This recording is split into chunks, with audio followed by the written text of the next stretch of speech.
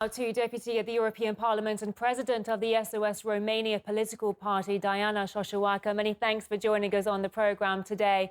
So there is a sense that hosting a US military base gives some security, but we've seen that's not the case in the Middle East. So do you think a US presence in Romania would be any different? Hello, and thank you for your invitation. I hope you hear me very well. Well, Romania has 13 military bases, USA and NATO, but we know that NATO is USA. So we are in most dangerous situation because, as we've seen, Iran attacked all military bases apart to USA or Israel. So above of this, you saw the so-called president of Romania, because we don't recognize this person, Nicu Șordan, as our president, because we didn't have free elections. I was forbid to participate to the election, and this person is not elected by Romanians, but he is elected by Americans, European Union, Israel, and so on, and they fraud the elections. But now they decided in this Council of Security of Romania, not the parliament, but this Council of Security, they decided that they allow USA to use Cogălnicianu military bases for Iran. But this is not the only military bases who brings dangers here in this region, and including against Russia, because we have the Veselu military bases, where we have a so-called shield for Iran, but it's not a shield. It's an arm which is used to attack Iran. So if they will use this arm against Iran, of course Iran will react. But I don't know if you know, but tomorrow Mr. so-called President of Ukraine, Zelensky, will be in Romania. Mm-hmm. And he will be in a meeting with our so-called President of Romania, Nicu Șordan. So I wonder why Zelensky choose this kind of moment to come in Romania, because we have Iran and we have Ukraine. So if you will use the so-called shield, but the arm against Iran from the Veselu, it's next to Russia. So they can point, including Russia bases, military bases. So, in your view, I mean, we don't know what's on the agenda for the meeting with Zelensky and your leader over the next few days. Do you have any intel into what might be up for discussion? Well, I said in 40 minutes we will have a meeting in Romanian Parliament, and the Parliament of Romania will not vote for entering Romania in this war. I'm so sorry. In fact, the Constitution of Romania says that the Parliament of Romania is the only institution which can vote to that Romania enter in a war. But there are all informs. There are two informs for Parliament. The so-called President of Romania announced Parliament that we will go into war because we will be a belligerent state, because we allowed Americans to attack Iran. So in this moment, we are a belligerent state, exactly as we are a belligerent state against Russia. Mm-hmm. I don't think it will be an institution of Romania which can stop this kind of decision of this Supreme Council of Security of Romania.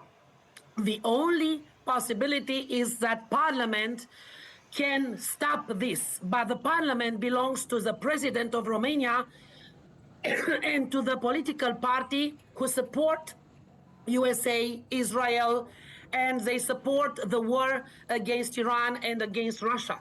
So we are now in the most dangerous situation.